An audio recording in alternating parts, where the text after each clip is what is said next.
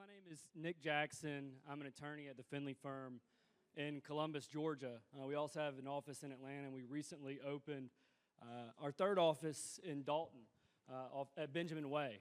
And so it's been a really great few months, really getting immersed in Northwest Georgia, getting to meet the people, getting to really know the community, understanding what your concerns are and how we can help. And I know a lot of you have a lot of questions about who we are and why we're here. And we want to tell you that because you deserve to know why we're here. We have three really great speakers tonight. Ben Finley, who's my boss, worked with him for over 10 years now. I've known him since the day I was born. Bob Bowcock, who had the great pleasure of really getting to know and really just getting to have just a little bit of his knowledge. I always tell people I went to Alabama public school, so you're not going to get me very far no matter how hard you try. But Bob brings it down on a fifth grade level, guys, and you'll hear that tonight.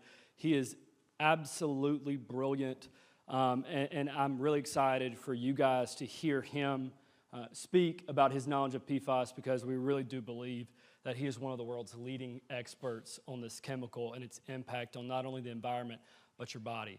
And then last but not least, we have Erin Brockovich here tonight. Erin Brockovich is a literal household name, and I'm really excited for you guys to get to meet Erin Brockovich, the person, because I've just been in awe of her and how real she is. You know, you see the movie, it's easy to get caught up in the theatrics, but when you meet someone and they live up to your expectations, as a human, that's a pretty cool moment. And I think you're going to get that tonight with Erin Brockovich. But I wanted to really quick bring your attention to these question cards that we passed out. We found it really effective to pass these out and have you guys fill them out because we actually logistically cannot answer every question, hand a mic to each and every one of you, and stand up here on stage and answer. We'd be here a really long time. But if you will fill out that question card, I promise you someone on our team will be reaching out to you, and we will talk to you on an individual level about your individual concerns and your individual needs. So be sure to do that. Raise your card up at any point in time, and someone on our team with a PFAS Georgia shirt on will come and grab that from you. We also have a packet with our team members, their face on it. Our contact information's in there. Some informational handouts are in there. But importantly, if you decide to join this fight, our contingency fee contract is also in there. And if you have any questions about that, Ben, myself, we're happy to answer any questions that you may have. But the main reason that I'm up here tonight is to introduce our first speaker tonight, and that's Ben Finley. Ben has been my boss for over 10 years, and he is a great lawyer. He is one of the best lawyers in the state. He is probably the only lawyer in the state of Georgia that prosecutes, meaning he represents individuals that have been harmed like you, defends large corporations. He's been a special assistant attorney general for over 30 years and represents the state of Georgia regularly on some of their most contested matters. But he's also one of the best mediators in the state of Georgia, and I think you'll see that a little bit tonight. Ben has a unique way of bringing people together. He's a unifier. And that's a very powerful tool to have as a person, and that's why I think he's perfect for this project. In the early 2000s, my grandfather died of a heart attack. He was 57 years old. He played football at the University of Alabama. He was a big, strong guy, right? All of these great things. 57 years old, cutting the grass when I was playing T-ball, Little League. He didn't show up to my games, so my family was a little concerned. He had a massive heart attack cutting grass. A few years later, we started to hear some things in the news about a drug called Vioxx, okay? Many of you have heard of it. It's a painkiller. Many of you have probably taken it, okay? Word gets out that Vioxx causes heart issues. And Ben starts filing lawsuits on behalf of Georgians and traveled the state doing town halls just like this one. I've known Ben my entire life. My family has known Ben since my dad was in Little League. They played Little League baseball together, and they were roommates together at the University of Georgia. So we've had that long of a connection. But what Ben didn't know was that my grandmother was going to be sitting out in the crowd, just like all of you, hearing him speak about that drug and its impact on humans and what it caused. My grandmother went home that night. She opened up my grandfather's gym bag. He's a high school football coach. She hadn't touched it since the day that he died, and she found a vial of Vioxx in it. And so in our darkest moment, my family turned to Ben, and time again, we turn to him in our times of need. Whenever we really need something, our most concerning things in our life, we turn to him, and I turn to him. And we've done it time and time again because he's real, he's genuine, and I think that's the person you guys are going to see tonight, and I hope you do. But if you don't see it tonight, I promise, keep coming back, and because we're not going anywhere. He's relentless, and he will keep coming here because we're dedicated to this cause, and we're dedicated to helping the people of Northwest Georgia. So this time, I'd like to introduce Ben Finley. Yeah.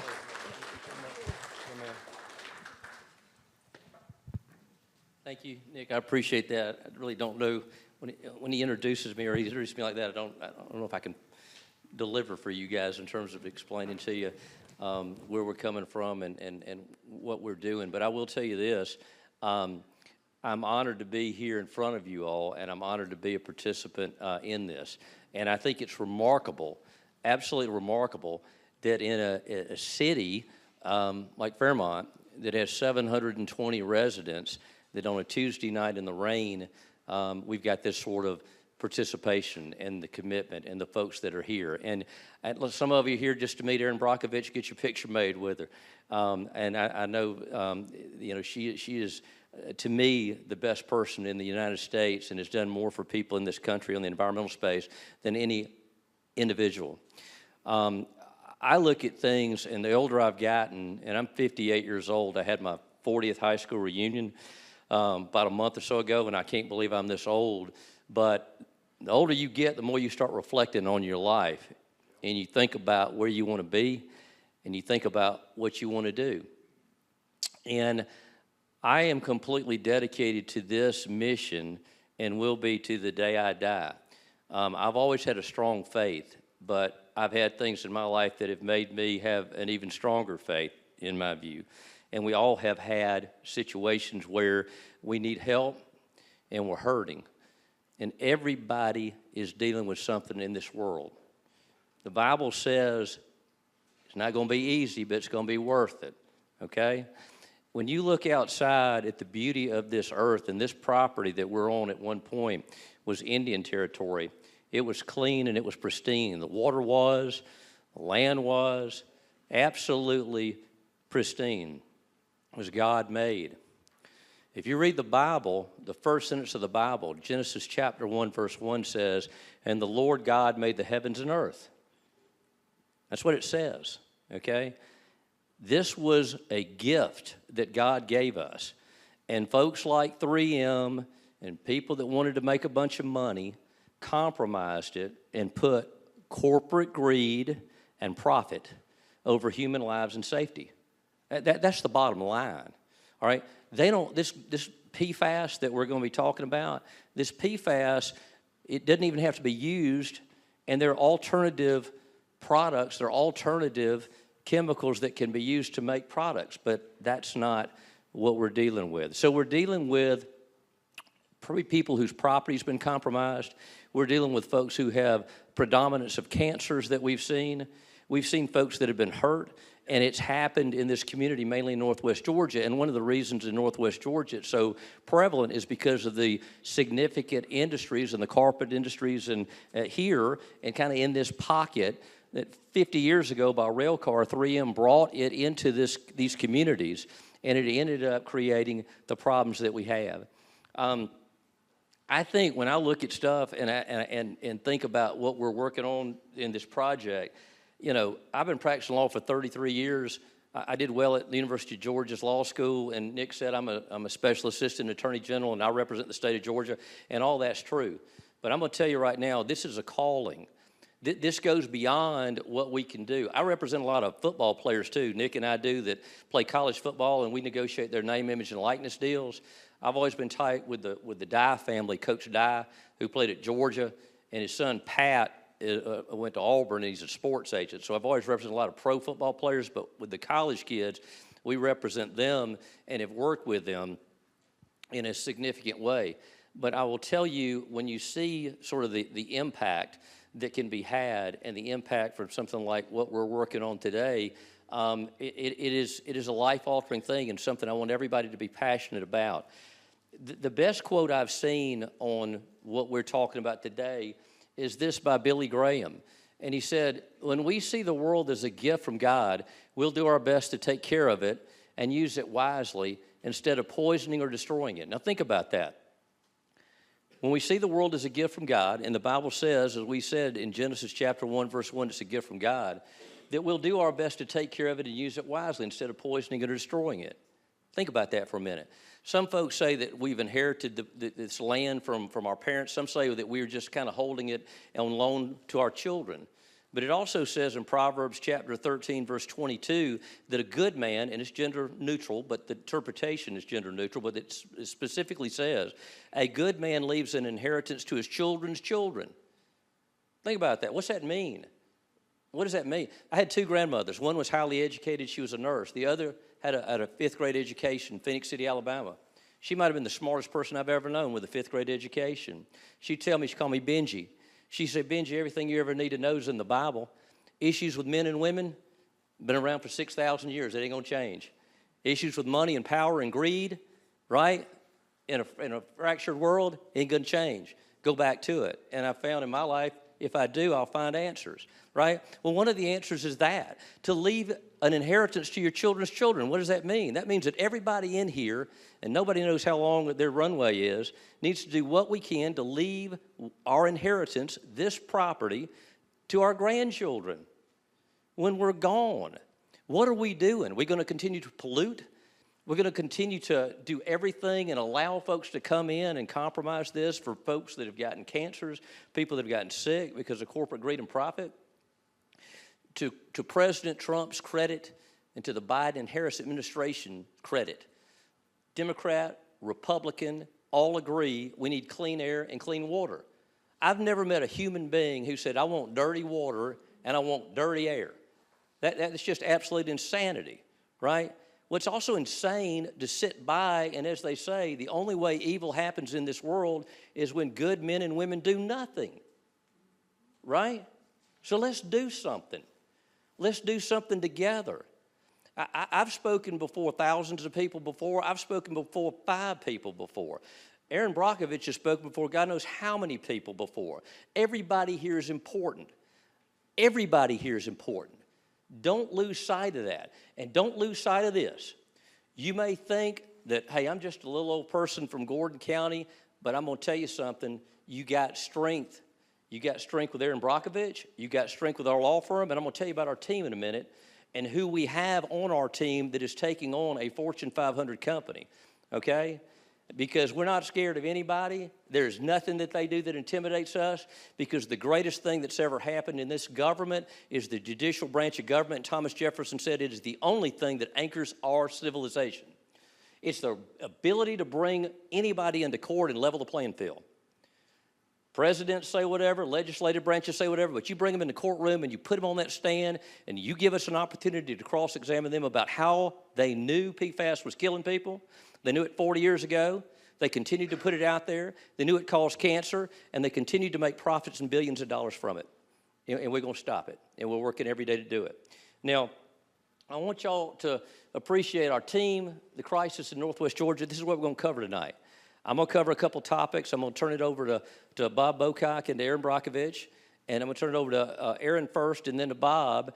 And let me tell you, y'all know Erin, and you will hear her. She's one of the most powerful people I've ever seen on a stage, but I also have seen her hold the hand of individuals privately and talk to them about their issues.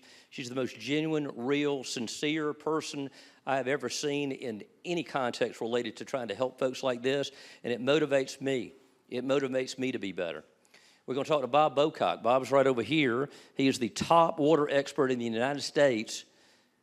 In the United States, he testifies before Congress with bipartisan support with Democrats and Republicans in this space, and he is here tonight to educate all of us more about PFAS and the great work that he's done.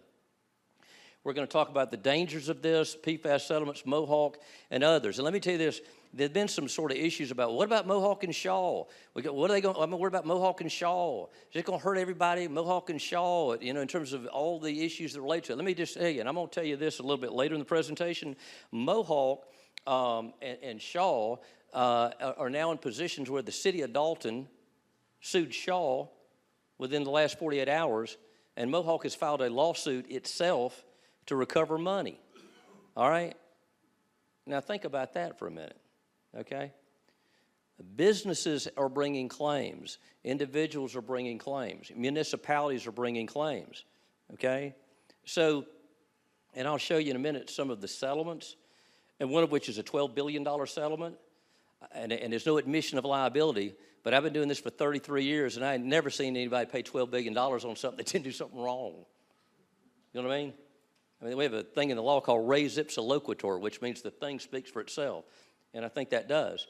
Now, our team includes Nick and me, Erin and Bob as our expert, as we just talked about.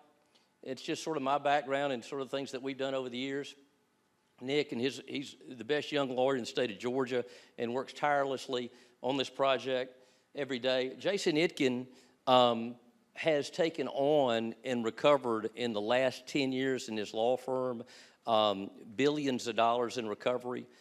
And we had to bring him in from Texas because I can tell you, if you want to take on 3M and companies like that, you better have lawyers of this caliber that can do it. Our teammates, and you can see, are around the room behind you and are here to help in any way, and we'll talk about that later, you know, kind of as we move forward. The crisis in Northwest Georgia is what we need to focus on. Here's the deal, all right? This is sort of the bottom line. 3M is a Fortune 500 company out of Minnesota worth $71 billion. They're the ones that make this. Never forget they started the fire, okay? They did it. They knew it. They've got all the experts in the world that know all of the data. They know it's cancer-causing. They know it is crippling people. They know it contaminates the water, and they continue to do it anyway. They initially, made a fortune on it, and now Georgia, and this is from the media. This is Fox 5 Atlanta, and I'm going to roll through some of this with you and kind of show you what we've seen and what's out there. But Georgians may be exposed to forever chemicals. More than 1 million Georgians may have exposed to forever chemicals. And let me just tell you this real quick, and Bob will give you way more color on this than I will. When you talk about exposure, what are you talking about? Well, the toxicity in terms of what would be damaging to a human being is what they call 4 parts per trillion, okay?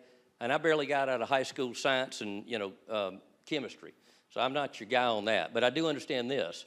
If you filled up your bathtub with sand to the top and you pulled out 4 grains of sand, that would be 4 parts per trillion. Anything above that is toxic in the human body, okay? Think about that. What a minimal amount that is to be toxic. We've seen properties, and Bob will talk to you about this more, instead of 4 parts per trillion, it's 700 parts per trillion. Blood work that has revealed issues in folks. Water that's been tested, and we've tested hundreds of folks around here in their water, and we'll share some of that information with you. Lawsuit settled against Northwest Georgia City. This is the city of Calhoun agreed to take steps to protect Northwest Georgia with its contaminated water. This is USA Today, a national publication, national story about PFAS and the forever chemicals and the problems, and it focused on Augusta, Georgia. Issues, again, with Atlanta News First and the industrial wastewater from carpet manufacturers that has caused the issue. More media, ABC, focusing on the Calhoun, Georgia case and issues with PFAS. Long-lasting chemicals found in Georgia waterways. So this didn't just happen. This is a cumulative issue and problem that's happened over the years. Forever Chemical lawsuit was settled in Calhoun, Georgia, in the city of Calhoun, that was dumping sludge and leftover waste, which gets into the environment, gets into the water. And you'll see that the Environmental Protection Agency has tested these forever chemicals, and Bob will give you more color about that, but it is forever in the sense that we cannot easily get rid of it or remediate it. The city of Calhoun, more stories on that. Let me show you all this real quick.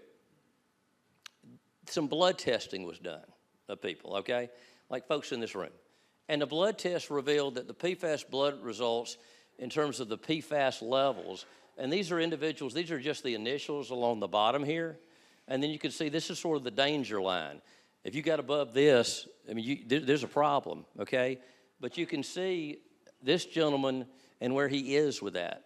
When the scientists and the doctors look at it and they don't find a genetic marker that connects a cancer to somebody, there are no genetic markers, then it's got to be, instead of inherited, it's got to be the environment, right? I mean, if you didn't inherit it from your mom or your daddy, then where did you get it? I'll tell you where you got it. You got it from PFAS, with 3M put into the environment and saturated this area. Now, more stories about the Atlanta Journal-Constitution, lawsuits and contamination.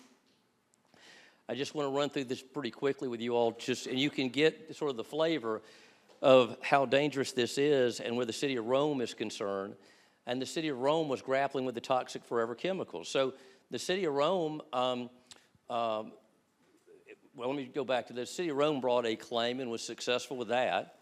And then from all of the different areas and different things that we've been dealing with and the folks that we've talked to,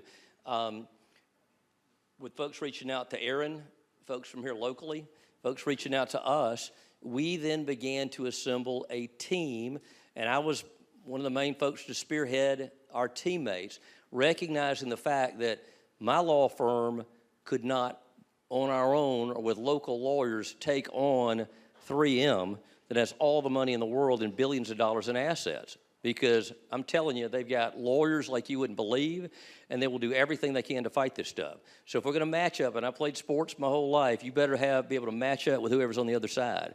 If they got 5 stars on their side, we need 5-star folks on our side. So the crisis in Northwest Georgia includes some of the water testing. I'm going to hit this and show you a little bit, but Bob's going to give you much more detail about this. If you go back to the parts per trillion, 4 parts or more, over 62% of the folks that we've evaluated with their property is in this danger zone. And it really, you can tell, spikes up. But it is very disturbing that 21% have got between 100 and 500 parts per trillion. I mean, that graphic alone, and Bob will give you a far deeper dive on this than I will, but that alone is a shocking number, and you can tell the predominance of and the numbers of from places and properties we've tested here. And we can show you where the hot spots are here.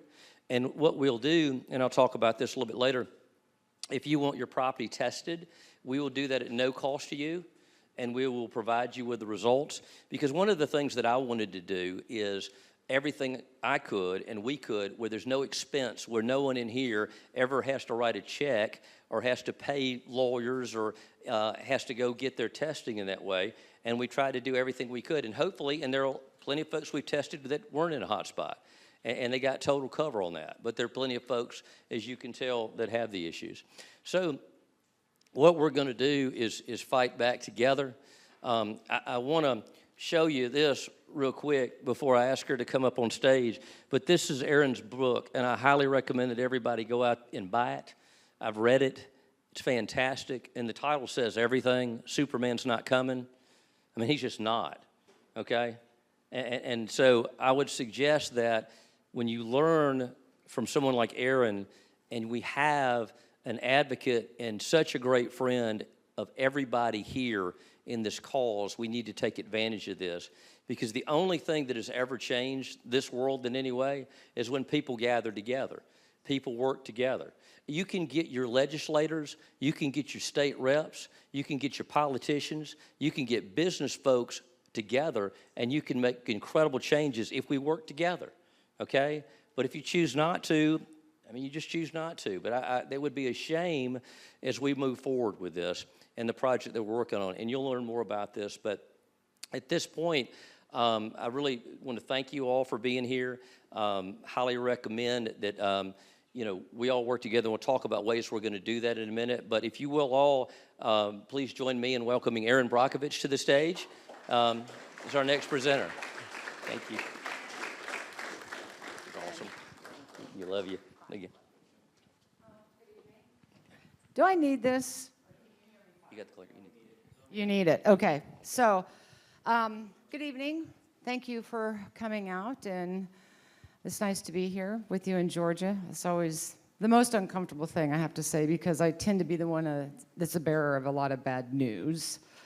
And Ben, thank you, and the team, and Bob over there. So Bob and I go way, way, way, way back on many, many, many cases across this country. And he is truly, and Nick, I think you said it the best, he has an amazing gift to take all of this science and information that just like, I feel like my brain short circuits when I hang out with Bob, but he has a way to explain it, to understand it. Because for me, and what I've learned when I began my work in the environmental world many, many, many, many years ago, I've been doing this for 30 years, was how overwhelmed I became with the information I was receiving, how difficult it was to see the communities in peril who weren't being heard, who weren't being listened to, where I've learned that more often than not, it's mothers that begin to notice things first. They see changes within their children, within their family. And so for me, to try not to become overwhelmed with the information that you're taking in, I went back in my life to just basics, which is what I had to do to see the picture of what I was fighting for. I was born and raised in Lawrence, Kansas, and I had a father that taught me the greatest gifts we have is your land, your water, and your air, your family, and your health. And those were things worth fighting for. And that became a purpose for me. So when I first got involved in this small desert town in Hinckley, California, that resulted in the film Erin Brockovich, was about a chemical, a very dangerous chemical called hexavalent chromium. It was overwhelming, and so I stepped back and I encouraged communities to do that because this is about you.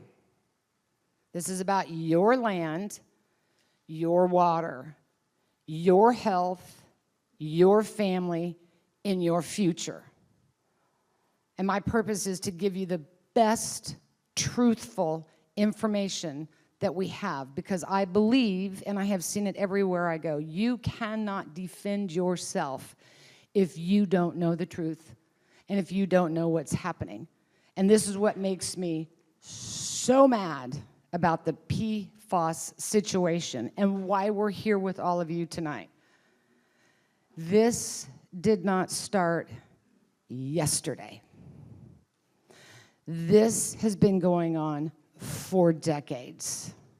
And I think the reason you're seeing such an explosion of it across this country, and you're not alone, every state in the union is contaminated with this one chemical.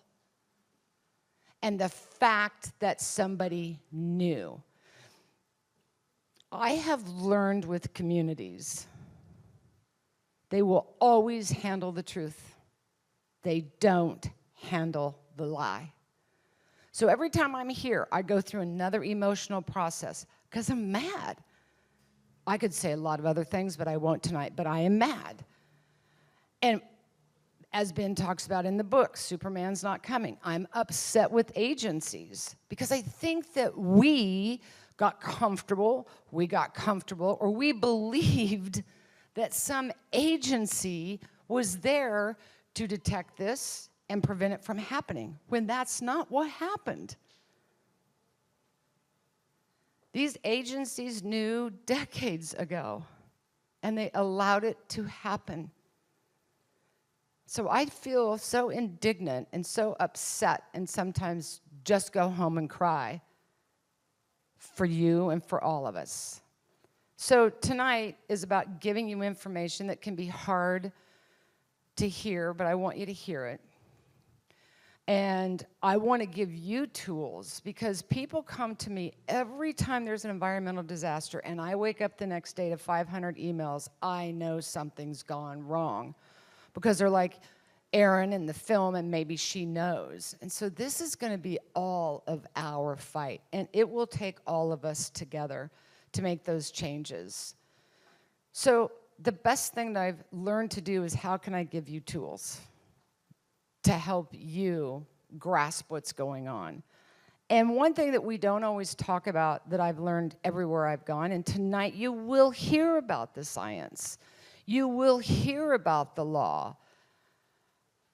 But what I hear about and what we don't like to talk about is our health. And I've learned in every single community, it begins with an observation of what's going on around them. But they don't want to talk about it because, see, somebody's going to think they're weird. Or a mother doesn't want to speak up about, why is my kid losing his hair? Because someone's going to say you're a hysterical mom. Every community, and then we back up. And then we don't want to say anything because this whole thing starts, you're not right. You don't know what you're talking about. I get that everywhere I go. And you probably even have those moments within your neighbors. You know, what are you talking about? When I began my work in Hinckley, everybody told me, you're not a doctor, you're not a lawyer, you're not a scientist, you're not this, you're not this. We went down through a whole list of what I was, and I'm like, yeah, I get that. So they're like, why should we believe you? And I said, because you see it for yourself. And I don't have to be anything to be a human and to tell you, in my circumstances when I began my work, that those two-headed frogs that I saw that were real and the green water was messed up. And that became my principle. That became my purpose, and that's what I stood with. And I began to use my own power of observations. Look around you at what's going on. And one of the first things that I noticed was the ecosystem and the animals. The dogs were covered in tumors. The chickens had wry neck. The cows were covered in sores. The trees were excreting this white, gooey substance out of the tamarisk tree. It was trying to excrete the poison. Your land and your animals are telling you a story. And I'm always surprised when I get in with the communities and ask for a show of hands if you're seeing any symptoms or any unusual patterns within your animals. And we can talk about it. And this chemical affects animals. And where are my slides, by the way, speaking of animals? Oh, am I supposed to push that button? Well, you're asking a lot of me to push the button. Oh, so that's why I was talking about animals, and that's why I wanted to go to the slides. So do you have some of the articles? So one of the first locations we started working at was up in Maine. Now, most people don't know, and I'm just going to say it because we're all headed this direction. You're just not going to like it. They cannot eat the deer. You got a lot of deer out here. It's posted. You cannot eat the fish you catch. Bob will teach you all about PFAS and how it gets into the water, how it goes through the water treatment systems, how it turns into a biosolid, how it's spread on the land. In Maine is where I really learned the magnitude of the problem we have. You spread it on the land, you contaminate the farmland, that contaminates the water. And one thing we don't seem to talk a lot about with PFAS is it gets into the food chain. And so up here in Maine, people started calling me about observations of animals. Well, the USDA knew that this PFAS was in the dairy's milk that had made it to the grocery store shelf. It took them 15 months to report this to the state of Maine. 15 months. So now Maine gets out there and is like, oh my gosh, this aquifer, and are you going to tell me, Bob, most of the state is contaminated with this chemical? They've had to go out to all this farmland, put on all this filtration system, and these people can no longer farm. Organic farming's gone. It's in the eggs. They can't eat their eggs. These poor dairy people was in the cow's milk, and they had to kill their herds. This is our problem, and it's a big one. So I want to be truthful with you, as hard as it hurts, but I want us to talk about it. So one of the first things is make those observations and don't be afraid to talk about it. I just jump right back to when I come out here and I'm with them, I get just back to the earth, back to the land, and back to common sense. And when I use that, I can start taking different steps. So I've learned all about my logic is my common sense. I've learned a lot about leverage, and it isn't because I'm in the banking industry. It's how I've learned to work with you, and you work with me, and you work with each other. That's where the real power can begin, and this is what happened in Maine. They started talking to each other. They grew from 20 to 50 to 100 to 200 to 500, and it became a relief for the community. Like I said before, you're not alone. And so my leverage was working with them and them with me. And the other L that we learned, that I've learned out there, is loyalty. It gets really hard to stay loyal to a cause like this. It's daunting, it's overwhelming, it can feel defeating. But if you go back to that land, this is what's worth the fight, is your land, your water, your farming, your food, your health, your family. And so I have a power of what I call stick-to-itiveness. And that's just a propensity to follow through. And that's what we have to do here. For me, it's difficult because it feels very hateful. And I try not to show my anger when we have agencies that cover it up. That we have companies, and I hate to think about it, who diabolically knew these things yet failed to tell us. So I have to check back in with myself. Why I'm doing this. You know, I started at 31, a young girl. I'm now 64 and a grandmother of 4. And talk about that legacy and what you pass on. I'm in that legacy phase. And I'm not leaving this planet, leaving my grandchildren this crap.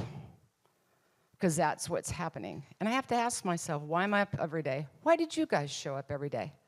And I want to get back and away from hate and back to why? What's your motivating factor every single day for us? It's just truly born of love. I want to remind you of that. We love our land. We love our farming. We love our animals. We love our children. We love our health. We love our water. So these are the things that we are here to fight for. So the PFAS world really opened up for me, and these are different articles, and I don't know if you have more here, that happened in Maine, going all the way back to Hinckley. Is that connection that we all have and what we all have in common. And I've said it before, and that's our land. And what scares me so much about this chemical is that it's in the food chain. So people, make observations. Don't be afraid to share with us or others. Are you seeing strange observations within your animals? And then our own health. Most of the communities have already had a health impact. But see, nobody really knows what it is. You go to doctors, they don't really know anything about the PFAS. Back in Hinckley, nobody knew anything about chromium-6. But there are significant health impacts. So one thing that I want to share with you that a lot of farmers are reporting to me, their herds and their animals are infertile. This wreaks havoc on the reproductive system. There's a great book out there called Dr. Shahana Swan's book called Countdown, and she's a top scientist. And in her best estimate within our food chain and our population by 2050, because of this chemical, a third could be sterile. So when we've gone from water to land to destruction of the land to the food chain, to us, we have a problem. I'm here tonight. Listen, the lawsuits are always uncomfortable for me because the justice isn't a lawsuit and hopefully getting some money. The justice is that we stand up and push back on something that can start to correct this problem and have a better course going forward for the legacy that we leave. But we can't get there without the help of the law, without the help of the scientists. And we're going to need the help of our leaders. I've never been a fan, because of my work, where I've seen federal EPA and its agency failures. But this would be a moment in my life where I'd almost beg our federal government has to have oversight on this, because it's so massive. So when every community all throughout Georgia starts to pop up and rise up, and I know you'll leave here feeling daunted, but I also want you to leave here knowing I'm gonna stand up and I gotta fight back. That's the only way, and that's what I've definitely seen over the years, that we can ultimately make that change. So in my lifetime, Bob and I have talked about it before. I think we had conversations 10 years ago. This is the largest contamination this country has ever seen. So I'm here, again, like I said in the beginning, it can be the bearer of bad news. But I want to be here and tell you, I've done this for 30 years, and I will guarantee you, every community I've been at, even in Maine, were up against a huge statute of limitations. We worked with them. They went to their senators. They fought, and they got an extension on their statute of limitations. They knew nothing better to fight for than what they were fighting for. And if every one of us does that, we will be a collective part of beginning to make a future better for our children and leave a legacy of exactly what we need to pass on. So I'm here to support you, and we're available for you at any time. But I want you to know, we need you to be involved. We can't do this without you. And none of us can do this without each other. If you see it, say it, talk about it. Don't be ashamed of it. Don't let somebody tell you you're crazy, because you're absolutely not. And this is a moment for all of us to roll our sleeves up. And we have a lot of work to do. But the hope is still there. And with a fight, it can be well won. And you will be a part of what makes that happen. So thank you very much for your time and listening, and I'm sorry if I overwhelmed you. And with that, I'll pass it on to Bob, because again, he's great at explaining all of this that can help you decipher it. So I don't know, maybe you can grab a piece of it and go, I'm gonna do something about this in my own backyard. So please know we're here for you. Maybe you're not always comfortable raising your hand, but don't ever hesitate to send us an email and we can answer any question you have. So thank you very much.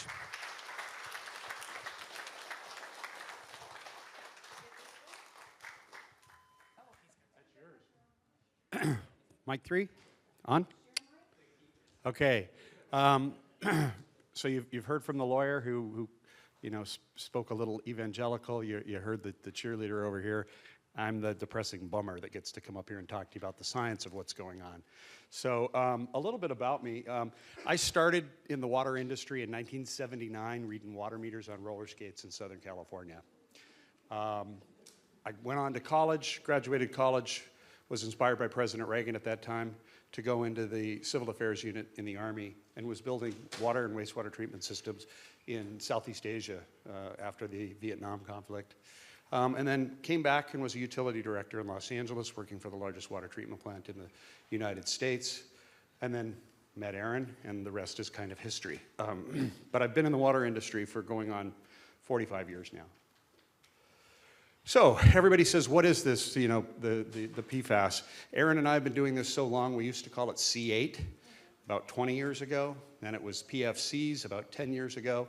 And PFAS is the acronym that we've created about 4 years ago. And it's important to understand exactly what that is. You'll hear people think it's, a chemical. It's actually a family of chemicals that's right around 11,000 compounds today. Okay, there are some that are regulated or will be regulated. They've already got the law passed on them, and they're giving the water treatment plants the time to comply. But I want to explain to you how they are being regulated in other parts of our environment. But they're, like I say, about 11, it says greater than 10,000, but it's up to about 11.6 right now. They're man-made, they do not occur naturally. They've been used since the 1940s. They were very, very important in the Manhattan Project. They needed things that would not break down, okay? They needed to take atomic heat. They needed to be, structurally sound. Then there are branched and unbranched. That has to do with the carbon chain. You'll hear, PFOA and PFOS, C8, that was carbon 8. It just meant that there was a fluorine molecule and 8 carbon molecules. Okay, you heard the replacement chemical called Gen X. That was supposed to be a C6 compound. You have a lot of PFBS around here, which is a C4 compound. They all maintain their structures, and the reason they're called forever chemicals is because they don't go away. They don't break down, they don't biodegrade. They, in fact, bioaccumulate in our bodies. Wrong way. There we go. I put this slide up because I like to demonstrate. You saw in a bunch of Erin slides that the state of Maine banned PFAS in manufacturing. I will tell you that the European community is a little bit more strict even than the United States on implementation of bans on certain chemicals. I was on the phone with Denmark yesterday, and the EU has banned PFAS. However, they're going to allow 35 million tons a year to be used until 2038. That's a ban. It's important to understand here, the EU's been talking about these compounds, and here's a list of some of them, all the way back to 1972. So when they say we didn't know about it, we can kind of see that that's exactly not the truth. So how are people exposed to PFAS? One of the things that they've regulated very swiftly is our drinking water. But as Erin said, it's actually in the food chain. It's in milk, it's in eggs, it's in meat. It follows the protein chain. It's in leafy greens, which is how cows basically consume alfalfa, which is its form of protein, and then it goes into the cow meat, it goes into the milk.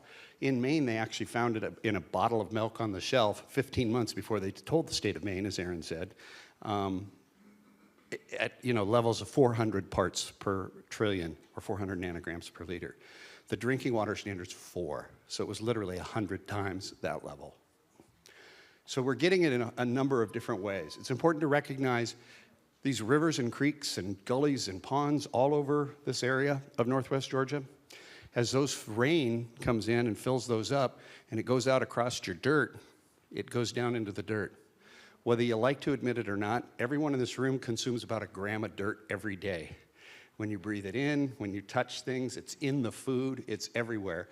You will actually consume the dirt that has PFAS in it. So you're getting it regardless of all the precautions you can take. It's actually in the air we breathe. Now, how does it find its way to you? So 3M over here, they actually manufacture the chemicals, or they use contract manufacturers that make the chemicals. They put them in rail cars, totes, drums, trucks. They get it into the local factory. The local factory uses it in the manufacturing process, and they treat it with a pretreatment program at the factory, and that produces a sludge that's hauled to your landfills. The rest of the water goes to the city sewer treatment plant gets it, it goes in and gets mixed with the biosolids. All the other things we put in our sewer system, it mixes with that. From there, it's hauled all over northwest Georgia. It is the fertilizer at the sod farms. It was used on corn, soybeans, alfalfa, anything like that. They loved putting the biosolids on it. Until they found out this was such a problem in northwest Georgia, they did it up until yesterday. So the wastewater treatment plant puts these biosolids out, ends up on the farm, ends up on the land. Literally, Georgia, not the US EPA, nowhere else in this country, the state of Georgia has said, if you have property that received biosolids, you must meet the drinking water standard, which is the 4 parts per trillion, in the rainwater that goes off your property at property line. If you have property in northwest Georgia, you cannot meet that requirement today. I will tell you that your land is contaminated at such a level that you will continue to exceed that standard tomorrow. And that's where this litigation comes in, is in fact we're going to have to clean that up. So why are we concerned about PFAS? Widespread occurrence. Studies have found that the PFAS in the blood and urine of people, and scientists want to know what the causes and the health problems are. Everyone in this room has a blood level for PFAS. It just comes down to what your level of elevation is. I will tell you, people in Northwest Georgia, your levels are higher than the rest of the country. It's just a fact. Your exposure and your concentrations in this area will make your blood levels significantly higher than the national average. You get all the different types of exposures. There's growing numbers, the 10,000 PFAS we talked about. The persistence. This is what I want to really make sure I drive home. If I got somehow a dropper of gasoline in my cup of coffee, I'm not going to die right away, okay? I might get cancer. Likelihood's very low that I get cancer, but just a couple drops of gasoline in my coffee, I drink it, my body's going to get rid of it within 72 hours, okay? My organs are going to work, and it's gone, okay? With PFAS, 1 today, 2 tomorrow, 3 the next day, 4. In males, it will bioaccumulate and last in your body tissue somewhere between 8 and 12 years. Women, somewhere between 6 and 8 years. PFAS follows protein chain. It's not in the carbohydrates, okay? Women, through the menstruation process, basically rid their bodies of it faster than men. Frankly, that's the difference in the half-life in the human body. Bioaccumulation. This stuff will stay in your body and cause a number of different diseases. So, the drinking water regulation, I will tell you how fresh this is. It was April 10th, 2024, where they set the final standard for drinking water. So, I mean, that's literally just, several months ago that this has taken place. It's 4 parts per trillion for PFOA and PFOS. It's 10 parts per trillion for the other 2 compounds, and the PFBS is part of a very long math problem that it only leads to confuse you. Bottom line, you don't want any of these chemicals on your property. What are the problems associated with PFAS?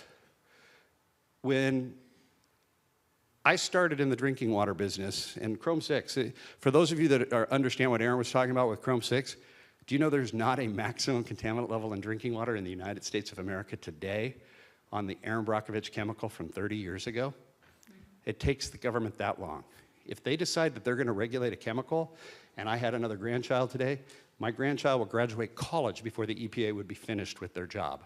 With PFAS, they moved at lightning speed. And I went to the administrator, and it was not the last administration. This started under the Trump 1.0 administration. 45 started this.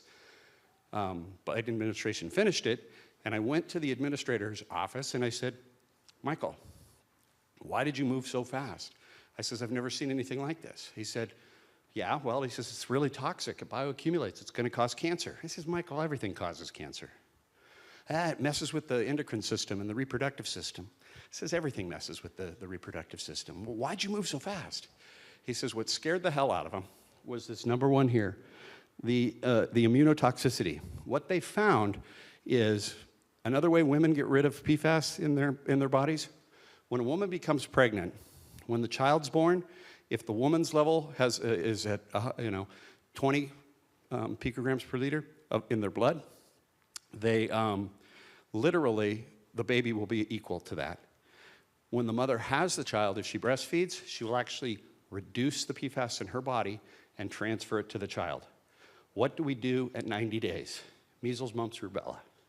They were finding that the immunization was 30% less effective. We've Scotch-guarded our children's blood.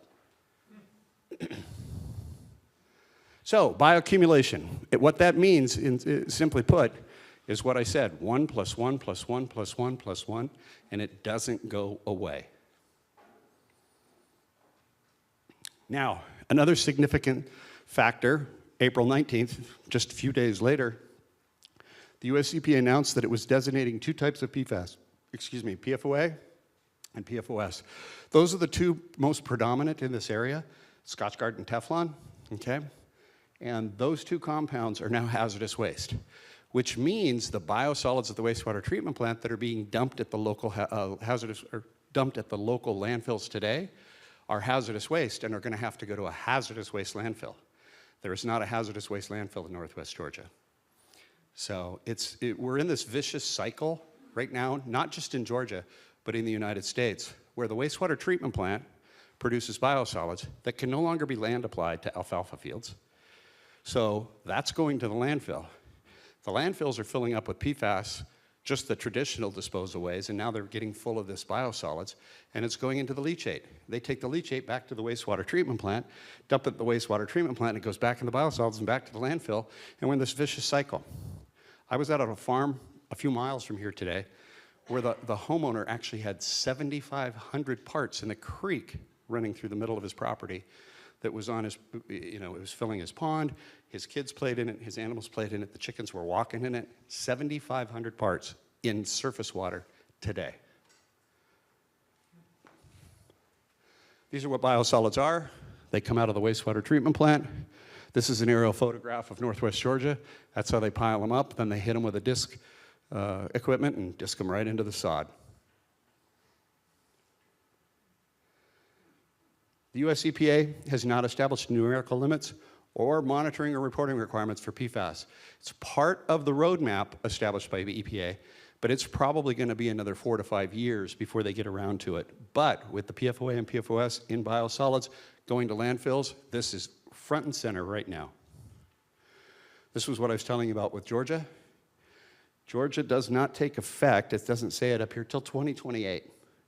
But what they're saying is it must not exceed the maximum contaminant levels for drinking water in accordance at property line. That is the toughest rule for stormwater discharges in the United States today, and it's here in Georgia. Ben put this slide up earlier and kind of asked that I talk to it. These are our actual samples. We've done several hundred, over 400 samples in this area just in the last 2 months. And what we're finding is we've got, people way out here, the vast majority, about half, over half, 62%, are above the maximum contaminant level, but up to 50 parts per trillion.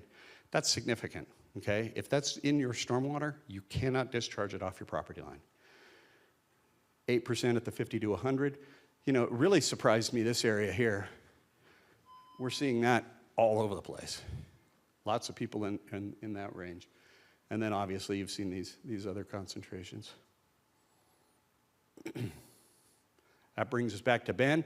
I'm going to answer a lot of the questions. I want to keep us on time so that we can get to those questions. But Ben's going to come up and talk about the 3M lawsuits and other litigation that's taking place now. Thank you, Bob. Thank you so much. I need to get my microphone. There you go. Thank you very much, Bob. And just so you all know, Bob and Erin and Nick and I, we're going to stick around after we kind of do this presentation. We will meet with every individual, has any questions, and I'll talk to you privately, or if you want to, share information with us. We also have an office in Dalton, and if anybody wants to come by at 517 Benjamin Way and come see us anytime, check out our website, set up an appointment, particularly if you have something particularly confidential you want to talk about, maybe health issues or property issues. I just want you to know that we're here, and we won't leave until the last person who is here, we field questions. I mean, we stick around for quite a while after our presentations. But I'm going to talk to you next about 3M and the PFAS settlements. This was a class action that was filed on behalf of water systems against 3M in South Carolina, what we call an MDL in our world. But to give you a little flavor of this, 3M settled this particular case for $12.5 billion to address this issue. And this is to help remediate and to pay monies for the water systems and the municipalities to have some compensation to be able to remediate. But $12.5 billion that they paid. And again, I've never seen anybody pay $12.5 billion which didn't do something. This is the actual settlement agreement. If you can see at the top, United States District Court for the District of South Carolina Charleston Division, that's a federal court. And the first line of the settlement agreement is 3M has agreed to pay an amount not less than $10.5 billion and not more than $12.5 billion to resolve these claims. The city of Rome actually brought a claim against 3M and settled that case for $75 million. So cities are filing these claims. The city of Rome was successful. City of Dalton, through Dalton Utilities, actually filed a lawsuit yesterday. which we find to be very, very significant because in addition to 3M, they also brought a claim and sued Shaw Industries, which we found to be kind of a watershed moment in this, and I'll explain to you why in just a minute. So again, 3M it paid City of Rome $75 million. Mohawk sued 3M recently, and we found that to be very interesting as well. What happened was a lot of claims were brought against the manufacturers, 3M, Daikin, DuPont, but then also folks were bringing claims against the carpet industry, Shaw, Mohawk, suppliers, and on down the line. Well, it was interesting that Mohawk kind of broke ranks, if you will, in that way, and filed a lawsuit against 3M saying that, look, you guys started the fire, and you damaged us, and people are suing us, and we're having to pay out claims to them, so we want you to pay us money for our damages, and I'm speaking as Mohawk did.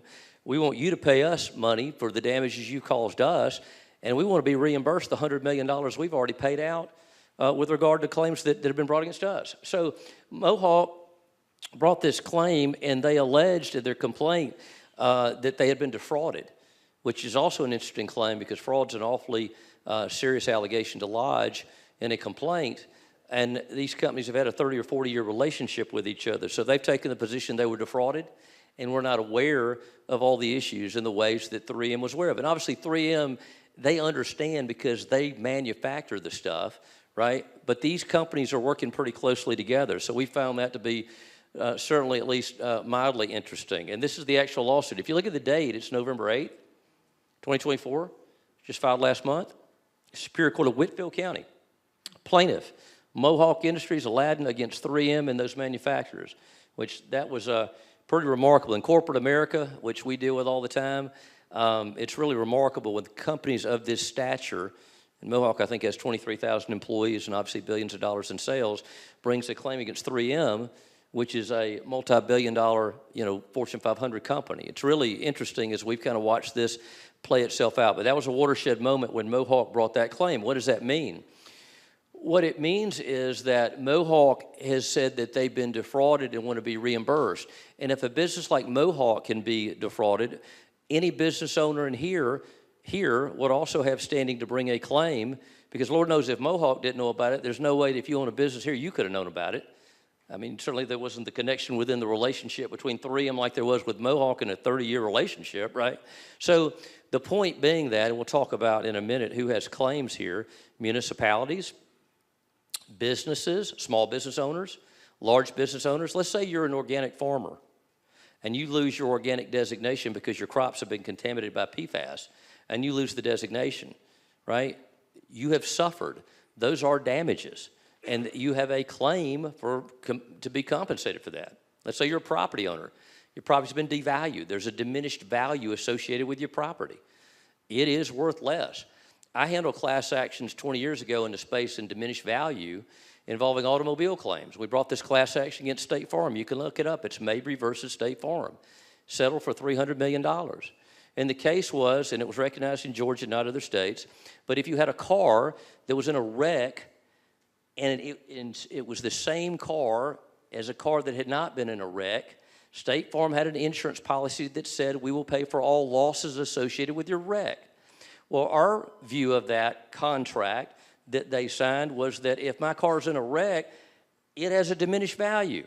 If it's the same make, model, color, 2008 Toyota Corolla with the same miles and mine's been in a wreck, it has a diminished value, right? Because in the marketplace, if you know it's been wrecked, you ain't gonna pay as much. I don't care if you put a aftermarket part on there, it's been in a wreck and it has a diminished value. Well, the same applies to property, right? You have a property that's been contaminated, that's been damaged, that's been compromised in some way. There is a compensation and there's a model and there's a way to measure that, what that diminished value might be. So folks that own property would have a claim. Now, this is what Mohawk alleged. Okay, this is their lawyers and what they filed. And these are kind of big shot firms, I will tell you. Mohawk has got some pretty big hitters representing them. They filed this and they allege 12 separate claims. And this is just 8 of them. Fraud, pretty significant. these other claims asking for declaratory judgment. This is the claim and contractual indemnity where they go, hey, why don't you pay us back? But this is pretty interesting too. All of these damages for the most part are to compensate. And we learn in law school there's sort of two types of damages, compensatory and punitive. Compensatory is what it says. It's to compensate you for the loss, all right? You're out $50,000, they got to pay you $50,000. That compensates you. And the evaluation from a judge or jury is how much were you, ma'am or sir, damaged? That's what you can recover. Punitive damages really aren't about that. Punitive damages are what they say, which is designed to punish the defendant for their reckless or intentional conduct which caused injury so they will not do it again. So, how do you determine the punitive damages award? It's based on many times the net worth or the value of the individual of the company.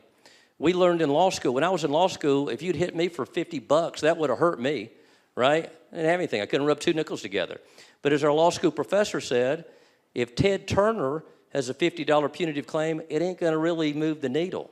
But if you hit Ted Turner with $500 million, it might get his attention not to do that again. And I love Ted Turner. I think he's fantastic, but that's just using his name. So what would the punitive damages be against somebody like 3M? I don't know, but that'd be something probably with a B in front of it. I'm thinking with a company that large. So that's what Mohawk is lodged against 3M. The lawsuit goes through and it recites claims against 3M, their relationship for 40 years. They strongly reinforce 3M's deception, including within the lawsuit, and I'll show you exactly what they said. But they confirmed that they have been defrauded, which is wild to me, given the connection and the relationship to defraud, right? Pretty interesting. So here's what the complaint actually says. This is paragraph 157. Defendants, that's 3M, misrepresentations and omissions regarding the products Mohawk purchased and applied to defendants' long-chain and short-chain products for decades, resulting in the presence of PFAS and Mohawk's wastewater. But this is the fraud claim. They made false or material misleading and incomplete information. They knew it was unsafe, yet they sold it anyway. The assurances to Mohawk were false. Only partial truths are recklessly made. So get a load of this. Mohawk and 3M are interacting all the time, and the Mohawk position is you lied, you cheated, and you stole from me, and you didn't come forth and weren't forthcoming with the information. I wasn't in the meetings between either one of them, but it's pretty wild to me just doing this for 33 years to kind of see these allegations, because if those allegations stick to them, Lord knows they stick to everybody that brings this claim. But for somebody like Mohawk to allege that, it's awfully powerful. The defendants, that's 3M, were aware but failed to disclose numerous facts that indicated significant environmental concerns and potential health concerns related to PFAS. Bob described for y'all a family in Dalton that we met with, and their property was 7,500 parts per trillion. And I was there with Bob this morning, and so was Erin, and so was Nick. And I will tell you that that family, married couple, and the wife's got health issues. They have 6 children, and they're from here. And their parents are from here, and they're raising their 6. And the husband said, what really upsets me is my children have been playing in this. I got 2-year-old up to 20-year-olds. He's got 6 kids, and they knew about it. And that really, really angers me. And that's the passion that Erin is in touch with and feels with individuals. I've seen it, but I'm telling you, there were almost tears running down my cheeks when that dad said that. I've got 2 children of my own. And to see him say that and to know that it's I live in Columbus, Georgia, and I know I got PFAS all over there, but I ain't got 7,500 parts per trillion, you know? And they knew about it. And that's what this is about. Paragraph 177. Defendants concealed material facts about the inability of conventional wastewater treatment methods to remove PFAS. In other words, 3M had other alternatives. They didn't have to do this, and they just chose to do it. So private nuisance claims and other claims are advanced. I won't spend a lot of time on that, but these are the kind of claims that you have under Georgia law. If somebody trespasses on your property, creates a nuisance related to your property, dumps stuff on your property, they dump stuff on your property, they need to come clean it up. You can't just go into somebody's yard and just dump a bunch of trash on it and go, well, that's your problem. No, that's not my problem. That's your problem. You created it. You need to fix it. The private nuisance claim created on Mohawk's property by defendant's wrongful conduct is continuing, right? It continues because PFAS continues to be present in the wastewater, the pipes, elsewhere on Mohawk's property, and the nuisance is abatable and must be abated by the defendants. They brought, again, the claim for punitive damages and expenses, and I touched on what punitive damages are, but that's a pretty, in our world, strong claim to bring. Now, this is even a bigger watershed moment in our view, or as, equal if not greater, is the fact that Shaw Industries sued 3M, which is really remarkable. Excuse me, the city of Dalton sued Shaw Industries. The United States District Court, this was filed in the Northern District, all right, and it was filed on December the 9th. Can y'all see that date on there, December 9th at the top? What's the day, the 10th? All right, that was yesterday. So 47 pages. I think I got my dates right. The city of Dalton, right, has sued 3M and the manufacturers, Aladdin and Shaw. I mean, I'm from Columbus, Georgia. It'd be like the city of Columbus suing Aflac. Aflac's like the biggest company and the most well-known company in Columbus, Georgia. That's pretty daggum powerful. Think about that. Now, why did the city do it? Well, because the city's been damaged, and you'll read their complaint and all the ways they have by those multiple defendants. But you know what? If they don't get money back to remediate and to clean all this stuff up, guess who gets to pay for the remediation? The taxpayers. Yes, sir. In the back. You point at yourself. Absolutely. You get to pay, and you get to pay, and everybody in here has to pay it. They have to pay it. Somebody's got to pay it. What are they going to do? They're going to raise your taxes. Everybody here's a victim. How did anybody in here contribute to the problem? But why should anybody here get soaked with the bill and socked with this thing in that way? That's the biggest bunch of bull I've ever seen. I mean, it's crazy.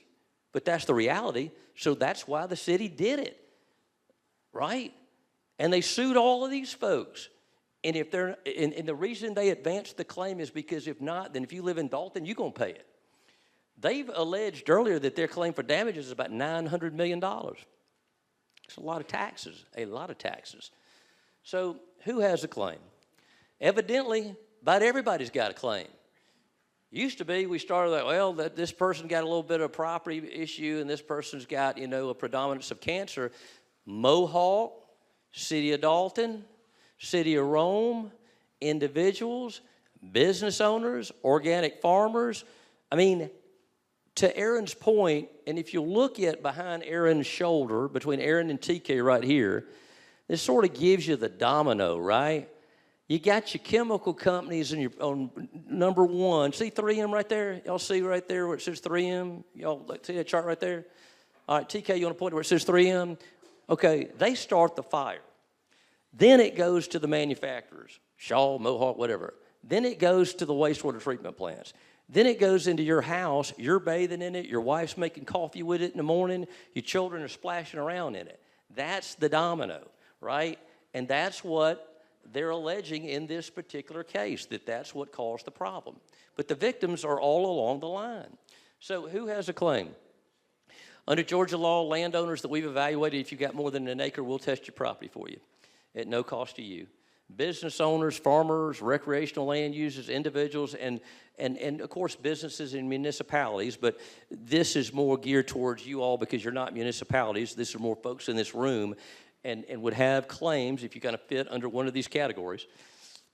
But under Georgia law, we have theories of negligence per se, including our Water Quality Control Act, product liability, failure to warn, trespass, nuisance, abatement.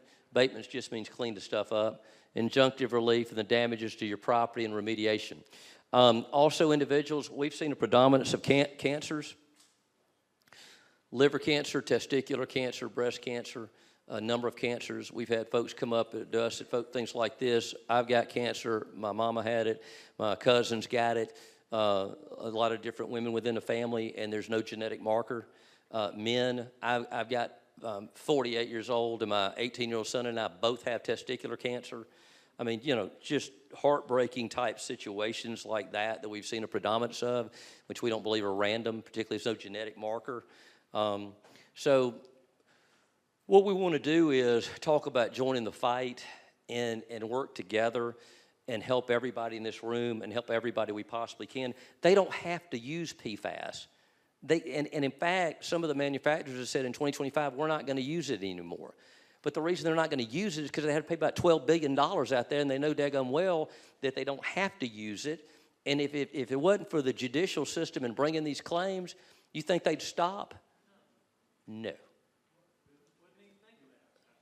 Wouldn't even think about it. Wouldn't even think about it. I'm telling you, Thomas Jefferson was right a couple hundred years ago. The only thing that keeps folks honest is the judicial system. You don't commit crimes because you're going to go to jail because they're going to prosecute you, right? If you got stealing from, all we can do is bring you to court. We're not doctors, we're not magicians, we're not God, and we can't correct somebody's health. But we can try to stop them from hurting people, and that's what we're doing. So I want you all, you've got a packet. If y'all came in, if you got a packet, if you don't have it, we'll give you one. You see this? All right. If you flip over to the back of it, it says joining is as easy as 1, 2, 3. All right. Y'all see that? All you got to do is sign up. We'll schedule a time to test your water, and you got to sign a form to let us test your water. We can't just go on your property without your permission, or we would be trespassing, obviously. So you have to give us authorization to do that. And so what you'll do is we'll then provide you the results pretty quickly. And it's no cost to you at all, and then you kind of know, what you're dealing with here. And hopefully it's clean, and hopefully there's no problem. If it's not, then we'll have more to talk about and can talk about ways that we can help. If you open up the packet and you turn to the back on the right side, when you get a chance to look at it, there's a fee contract and an authorization that you can choose to sign if you want or not, and you can choose to do whatever you want to do. But if you want us to have it tested, and we'll go over the paperwork with you here, our folks, as you can see, around the horn are here to help you fill out whatever information that we need from you. And then we're going to stick around and answer questions, okay? But anybody has any questions that they want to ask. So again, as I indicated, and this is on the back of your form, signing up is as easy as 1, 2, 3 to get started. Go to our website, pfasgeorgia.com, or you can call and set up an appointment with our team in Dalton. We'll schedule a time to come test your water, and we'll provide you with the results. So it's just 1, 2, 3, very easy. And so what we'll do now, I think we had talked about opening the floor for questions, and y'all have written out some questions, but given this crowd, we may be better off just meeting folks that want to come up, unless you've got something, Nick, in particular. You've got questions you want to? Yeah. Okay, well, yeah, when y'all have filled out forms, just so you know, those of you who filled out information, these are your questions, right? Yeah, and guys, we're going to stick around for questions, but I just wanted to hit on one that stuck out to me and read it to you all really quickly and touch on it, because I find it fascinating that this campaign went live September 5th, 2024. We now represent hundreds of people in Northwest Georgia. We're a little over 90 days into this campaign. And our first town hall, I stood shoulder to shoulder with Erin Brockovich after it and answered questions from a 31-year-old woman whose 31-year-old husband had testicular cancer. At our October town hall, 44-year-old guy and his wife come up to Ben and me, early onset dementia. The people are speaking. We're hearing your voices, okay? And I was raised, you don't start a fight, but when you're backed into a corner, you fight like hell to get out. And that's what people in Northwest Georgia are doing. That's what the city of Dalton's doing. That's what Mohawk's doing, because they don't have a choice, okay? So I want to read this question to you. And I'm going to give you the most lawyer answer of all time, okay? It says, even if our water well doesn't test positive for the chemical, if several of our neighbors do, can we still pursue additional testing? Here's my answer. It depends, okay? That's not a great answer, but I'm going to tell you why that's important. It's important because it depends means that we have to do a case-by-case evaluation. Call our office. That doesn't meet our current criteria, but we'll work with you, okay? This is not a class action. A class action is where one person stands in the shoes of thousands. Ben and I have one class action in our office right now, represents 700,000. Another 300 million people. 300 million people all around the world in that class action. One person can bring it. But the unique thing about this case is every single one of you have an independent voice. And we have to look at your case independently and separately from all of the others. So it depends really is my answer. That's not a good answer. It's not an easy answer, but it's the truth. So I invite all of you guys to come up, ask Bob questions, ask Erin questions, ask Ben questions, ask me questions, ask anyone in a PFAS Georgia t-shirt, any question that you may have. We actually have t-shirts and yard signs to hand out. I'm a big free t-shirt guy. I actually took 3 myself. Yeah. Some of you probably saw me sneak it. It's on the back chair back there, so don't take those t-shirts. Those are mine, but y'all can have those t-shirts. Grab some t-shirts. But guys, we really appreciate you coming here tonight. There's power in the people, and there's power in numbers. And so it really means a lot to us. And we're here to answer any questions that you have, so thank you. Thank you all. Yeah. You got a question? No, sir. We're filing for each individual person.